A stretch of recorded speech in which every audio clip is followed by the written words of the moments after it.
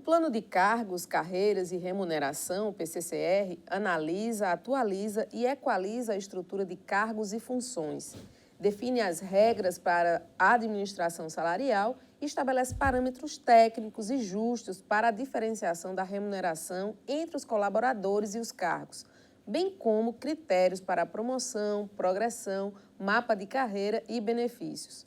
O tema é o assunto do programa de hoje.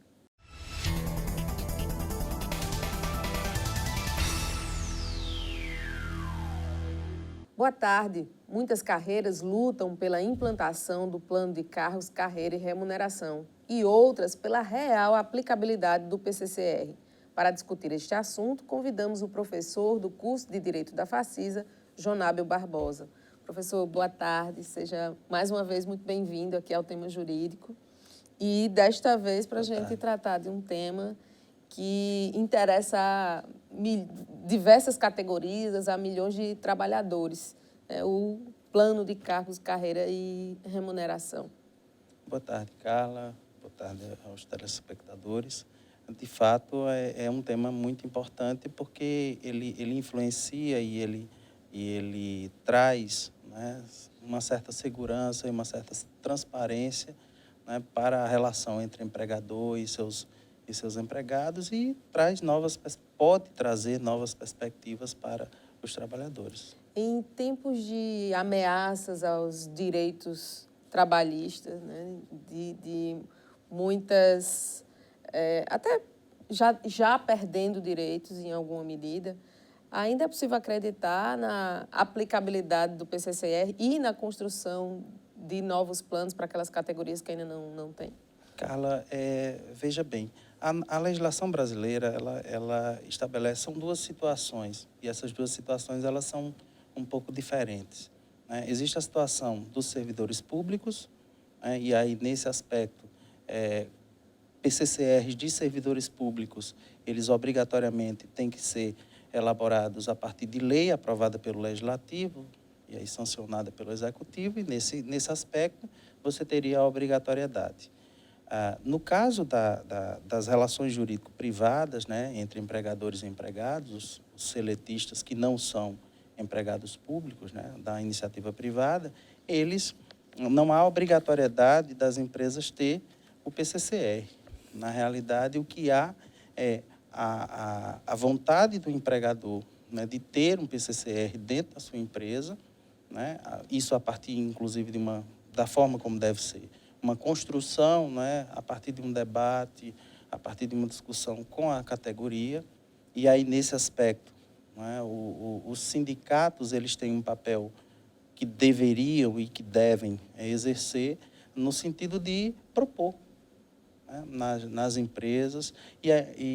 Mas aí, com relação à questão da obrigatoriedade, não há essa obrigatoriedade da empresa ter um PCCR. Quando o senhor coloca, os sindicatos deveriam propor, no cenário que a gente vive atualmente, o senhor acredita que os sindicatos estão, não sei até que ponto eles estão minimamente conseguindo fazer uma defesa de reposição salarial, quiçá uma construção de um PCCR?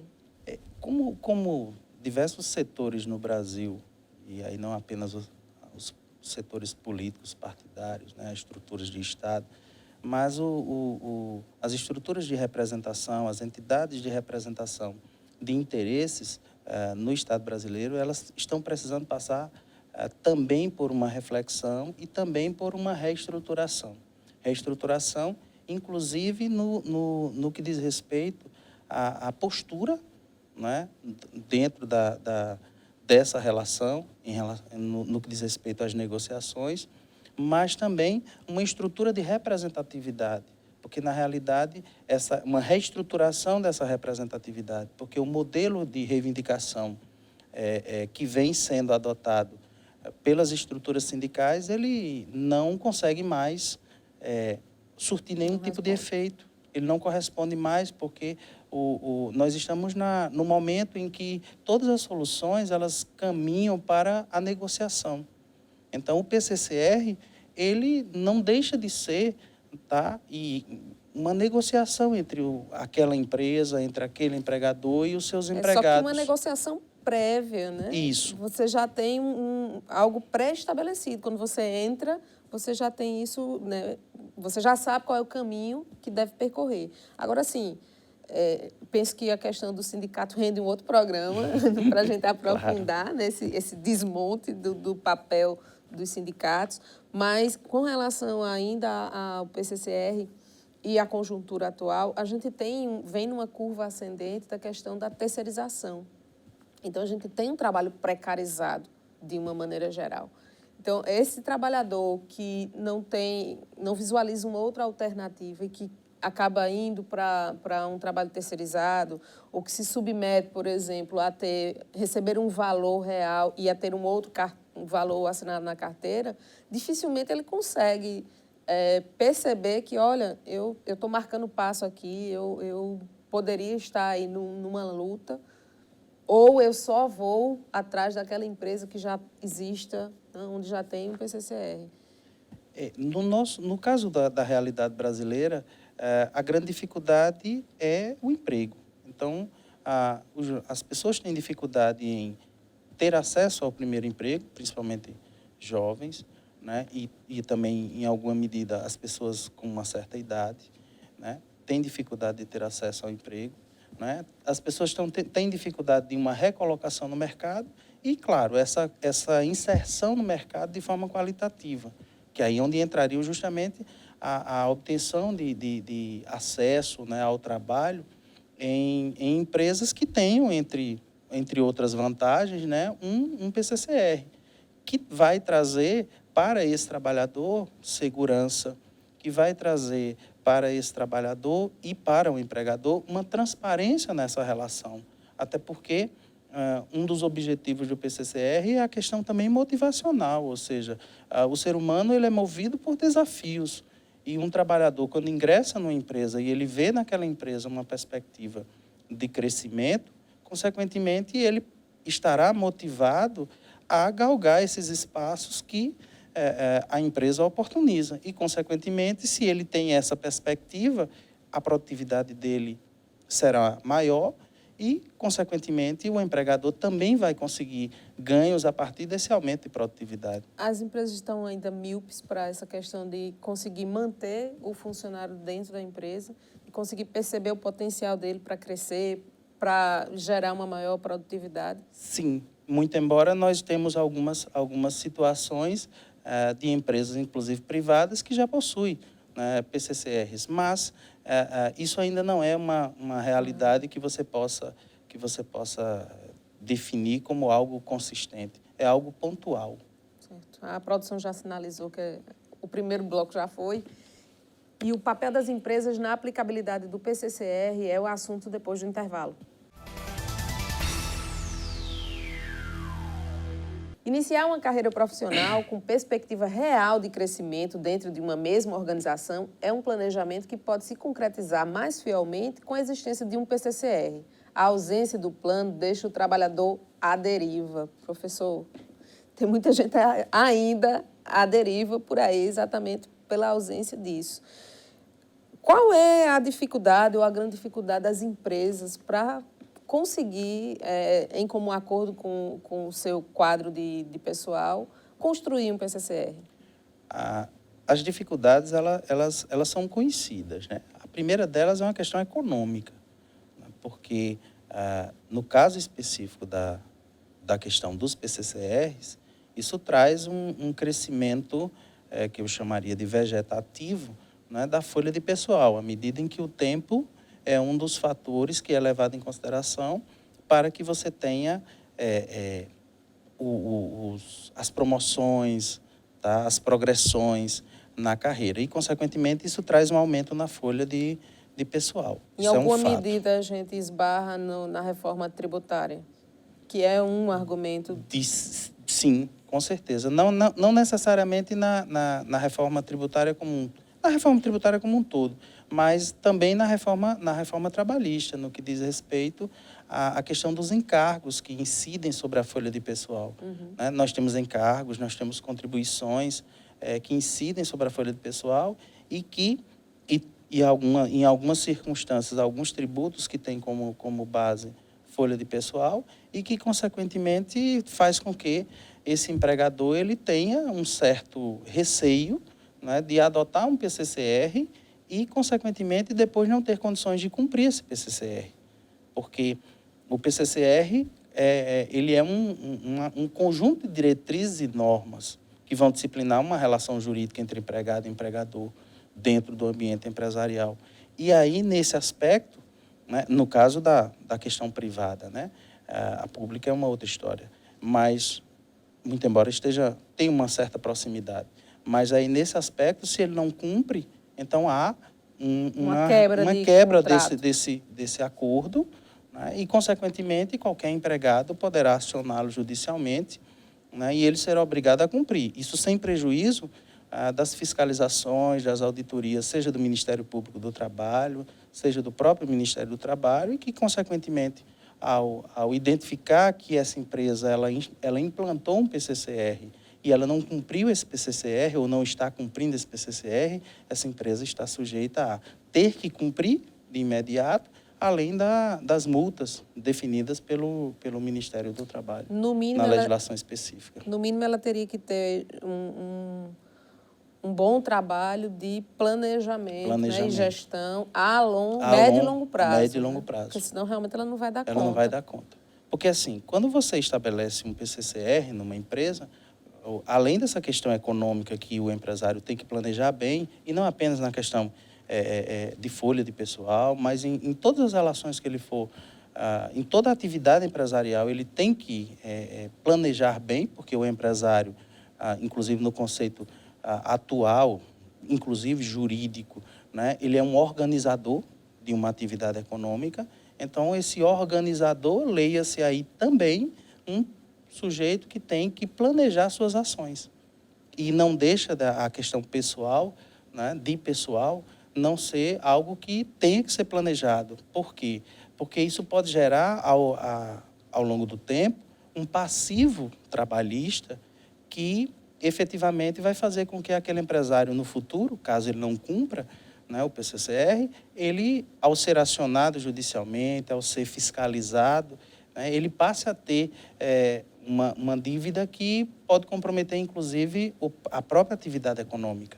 Agora, também, vamos buscar as vantagens de um PCCR também para a empresa. Ela acaba tendo um ativo no sentido do desejo do trabalhador essa é a empresa dos meus sonhos, que eu gostaria de trabalhar, porque eu sei que lá eu tenho a possibilidade de forma transparente, eu acho que esse é um conceito que é importante, porque um problema que costuma ser comum nas empresas às vezes você desenvolve a mesma atividade, ou uma atividade equivalente, né, dentro da hierarquia da empresa, mas você recebe um valor X e quem assume o cargo semelhante recebe um valor Y.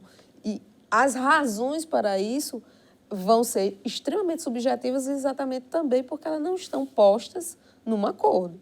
É verdade, Carla. Muito embora a consolidação das leis de trabalho, lá no artigo 461, ela estabelece que se um trabalhador ele exerce, levando em consideração o empregador, ou seja, mesmo empregador, mesma localidade, mesmo trabalho, e um interstício no intervalo de 2 anos se ele exerce esse trabalho nesse período, né, nesse interstício de 2 anos, ele tem direito de receber a mesma remuneração de qualquer outra pessoa que exerça esse trabalho nessas mesmas condições. Mas não necessariamente isso é transparente dentro da empresa. Às vezes ele tem que ir buscar essa informação de forma, eita, lá vou eu atrás disso, descobrir. Né? Essa regra, ela só pode ser, ela só vai ser, só não vai ser observada, né? Ela deixa de ser obrigatória naquelas hipóteses em que a empresa tem um PCCR. Porque aí, quando ele tem um PCCR, aí ele vai estabelecer critérios para que você tenha justamente pessoas exercendo a mesma função, na mesma localidade, para o mesmo empregador, mas percebendo remunerações diferenciadas, mas levando em consideração critérios objetivos, que não fiquem necessariamente à mercê daquilo que o empregador quer, ou seja, não é só a vontade do empregador, mas principalmente critérios como capacitação, critérios como tempo, né? O tempo, desempenho, né? Porque muitas vezes o que é que acontece? O empregado ele entra na empresa, mas ele não tem nenhuma vontade e ele não demonstra isso e ele não faz por onde, por exemplo, ter um desenvolvimento na carreira. Então, com o PCCR, aquele empregado que não procura capacitar-se, aquele empregado que não é produtivo, ele não pode querer ser tratado dentro do PCCR, né, com o PCCR, da mesma forma de que um empregado que está na empresa há mais tempo, que tem, né, passa por capacitações, que exerce a sua atividade de forma produtiva. Então, na realidade, aí nós passaríamos a ter critérios objetivos que fariam com que esse trabalhador ele pudesse crescer dentro da carreira, e ao crescer dentro da carreira, ele teria exatamente uma remuneração maior do que aquele que fez a opção, né, de não capacitar-se, mesmo a empresa oferecendo a capacitação, ele não participa das capacitações, mesmo a empresa oferecendo as atualizações, ele não participa das atualizações. Na verdade, então, você ter um preview do seu ponto de chegada, né, de partida, e o seu ponto de chegada. Né? Senão, você não consegue visualizar isso. Isso. E pode ser um pouco frustrante lá na frente. E o nosso bloco encerrou novamente. No último bloco, falaremos sobre o PCCR no âmbito da administração pública.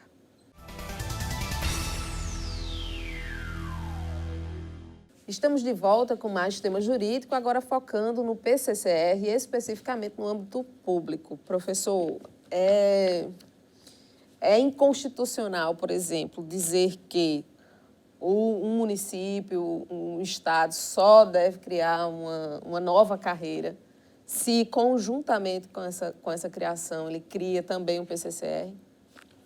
Carla, a criação de cargo público, né, ou a ampliação do quantitativo de cargos públicos existentes, ela só pode ocorrer através de lei própria. Não há, no caso específico da nossa Constituição, nenhuma vedação à criação de cargo público dissociado de um PCCR. O que tem sido comum, né, nós temos visto isso em alguns municípios mais bem estruturados, nos estados e no próprio governo federal, né, a criação de cargos, mas a partir de uma estruturação da carreira dentro de um plano de cargo, carreira e remuneração. Muito embora não exista obrigatoriedade disso, tá? Mas do ponto de vista lógico, é o correto. Agora, tem uma coisa que precede a isso, né, que é o fato de que a criação de um PCCR, ele precisaria de um estudo prévio, tá, de impacto orçamentário desse PCCR a curto, médio e longo prazo. E não apenas no que diz respeito à folha de pessoal em si, mas também em relação aos efeitos disso na questão previdenciária, que é uma outra questão que também tem que ser levada em consideração. Até porque é muito cômodo para um gestor, né, criar PCCRs para regulamentar as carreiras dos diversos... Para acalmar as categorias. E acalmar as categorias. Em algumas circunstâncias, PCCRs que não são nem discutidos com a categoria, ou até são discutidos, mas discutidos apenas com algumas pessoas da categoria. PCCR verticalizado. Verticalizado. E isso, às vezes, implementado sem nenhum estudo de impacto financeiro, né? Tanto na questão de folha de pessoal, quanto na questão previdenciária. Mas na questão previdenciária eu vou deixar para discutir em outro momento. Né? Mas, assim, tem que haver esse estudo prévio de impacto orçamentário, porque de que adianta você ter um PCCR, uma lei disciplinando tudo isso? Os nossos deputados, os nossos parlamentares, eles têm uma grande responsabilidade nesse aspecto, porque eles têm o dever de fiscalizar se esses estudos foram feitos, qual é esse impacto, antes de formar o seu convencimento para poder votar no PCCR. A lei já não preconiza a entrega do projeto com um anexo desse estudo?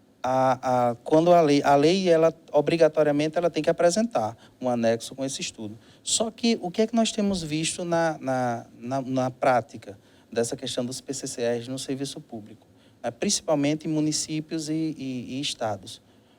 Não há o cumprimento. E não há o cumprimento, aí qual é a justificativa? É a questão orçamentária. Por quê? Porque, na maioria das vezes, os nossos municípios, principalmente eles são gestores de uma folha. Então, principalmente os municípios menores. Então, a gestão municipal, ela gerencia praticamente uma folha. Se sobra alguma coisa, ou se ele obtém algum tipo de convênio, né, algum tipo de repasse de recursos de outros entes, aí ele cumpre algumas políticas públicas, mas, do contrário, ele fica refém de uma folha. Se o ICMS for positivo, tranquilo. Se não for, não tem um como. No caso dos municípios, se o fundo de participação for positivo, ele está muito bem e consegue cumprir. Se não for, ele não tem receita própria para poder dar eficácia a esse PCCR. Fica a reboque de ter ou não ter o recurso. Aí, esse impacto, ele tem que levar em consideração a lei de responsabilidade fiscal, porque, ao longo do tempo, né, por isso que um estudo prévio a curto, médio e longo prazo, um estudo sério, né, porque, a longo prazo, esse PCCR ele poderá comprometer o limite de gasto definido pela lei de responsabilidade fiscal, tá? Que inclusive existe todo um debate que vai começar a ser feito no âmbito do Congresso Nacional sobre uma nova definição de limites para os gastos com o pessoal, né, para endividamento da estrutura administrativa do Estado brasileiro, né, e, consequentemente, o que é que nós vamos ter? Esse PCCR ele deixa de ser cumprido exatamente porque ele fere a lei de responsabilidade fiscal. Então, por isso a necessidade de você ter um estudo de curto, médio e longo prazo, até para que o Estado possa se preparar para isso. Aí a gente volta para a questão da atuação dos sindicatos, porque, via de regra, esses PCCRs só têm caminhado, aqueles que foram aprovados, a partir, em alguns casos, dessa pressão sindical para algumas categorias, né? Porque muitas vezes o sindicato se ocupa das categorias que são em massa, porque são aquelas que têm uma relação direta com eles e que dão uma sustentação para eles, mas as categorias que têm um quantitativo pequeno de funcionários, eles simplesmente relegam, esquecem que essa categoria também faz parte do município, que também precisaria, dentro da mesma lógica, ter aí um planejamento de carreira. É verdade, Carla. Muitas vezes as nossas representações sindicais elas se preocupam muito mais, isso é fato, a gente não pode negar isso, né? O que nós vemos no cotidiano, elas se preocupam mais com aquelas categorias, e aqui não apenas na questão municipal, mas estaduais e até no âmbito federal, se preocupam com aquelas categorias que têm ou um poder econômico maior, né? Ou aquelas categorias que possuem uma quantidade maior de servidores. Isso é fato. E muitas vezes essas categorias menores elas ficam relegadas a um segundo plano. E aí muitas vezes elas não são representadas a contento, né? Mas efetivamente a questão da representação sindical, ela no âmbito do serviço público, ela tem um papel importante, tem conseguido, apesar de todas as dificuldades, algumas vitórias, né? Muito embora isso ainda não chega a atingir os anseios que a categoria tem. Só que, do outro lado, nós temos que pensar também na gestão, né? Porque a gestão não é apenas pagamento de pessoal, né? A gestão tem que ter outras preocupações, tem que ter tem outras necessidades da população que precisam ser atendidas. E aí o gestor tem que tomar cuidado para, ao aprovar PCCRs, ao rever PCCRs, ele não comprometer o cumprimento das outras funções que são próprias da administração, e não apenas a questão do pessoal. Muito embora, é bem verdade que servidores bem remunerados, né, eles certamente vão produzir um pouco melhor. Mas, efetivamente, nós temos que ver que o PCCR ele não trata só de uma questão de remuneração. Sim. Existe um conjunto de benefícios do ponto de vista de qualidade no ambiente de trabalho, do ponto de vista de qualidade nas relações entre aqueles servidores e os seus superiores hierárquicos. Então, essas vantagens, esses benefícios, eles muitas vezes eles são muito mais importantes do que um mero reajuste salarial, muito embora o reajuste muito mais substancial. E é muito mais do ponto de vista da possibilidade de você fazer uma gestão da sua carreira. Sim. Né? Sim. De onde eu parto e aonde eu posso onde você pode chegar e as condições para isso. Agora, eu penso que, de repente, a ausência, sobretudo no serviço público, dos PCCRs, aqueles fazendo dentro das ressalvas que o senhor colocou, a ausência, ela favorece bastante, ao meu ver, para um certo pacto da mediocridade. Você finge que trabalha e eu finjo que estou lhe pagando como deveria, ou que lhe ofereço as condições de trabalho adequadas. De fato, Carla, isso no serviço público federal, isso é um pouco mais... as coisas são um pouco mais claras, né? Mas no que diz respeito às estruturas estaduais e municipais, aí, de fato, nós vamos ter um problema, porque essas categorias, elas muitas vezes terminam tendo parte de sua remuneração a partir de gratificações que são dadas, a palavra, o termo não seria dado, né? Concedido pelo gestor, tá? Mas sem critérios objetivos. Então, muitas vezes, você tem dentro do mesmo setor, na administração pública, 2 servidores, sendo que um recebe, a remuneração básica deles é igual, mas um recebe uma gratificação de um valor que foi colocado subjetivamente, né, por critérios que não estão claros, tá? Pelo menos para nós não estão claros, né? Um valor bem maior, e aí você tem exemplo, um servidor ganhando 2.000 e um servidor ganhando 1.000, na mesma situação, fazendo o mesmo trabalho. Então, de certa forma, isso vai fazer com que, é claro que isso é uma questão pessoal de cada servidor, mas isso vai fazer com que esse servidor que não receba a gratificação na mesma condição do outro, ele, de certa forma, não se sinta obrigado a prestar o seu serviço da mesma forma, o que é um equívoco, porque a ideia de servidor é servir, né, um servidor do povo. Né? Então, consequentemente, servir ao povo. E aí independe de uma questão remuneratória. Muito embora todos nós precisemos dela para sobreviver. Isso é fato. E a outra estabelece uma relação de favor. Né? E a outra estabelece... Vou dever um favor a quem me concedeu essa gratificação. Professor, não tenho mais tempo.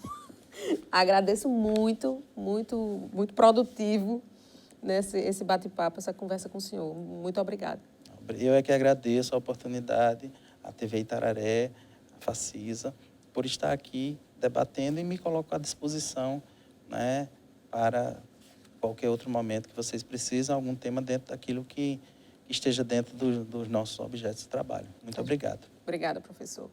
Chegamos ao final do programa, agradecemos pela sua audiência aqui na TV Itararé, a emissora que mais cresce na região. Se você tem alguma sugestão de tema, nos envie, curta nossa fanpage e siga nosso canal no YouTube. Bom final de semana e até sábado que vem.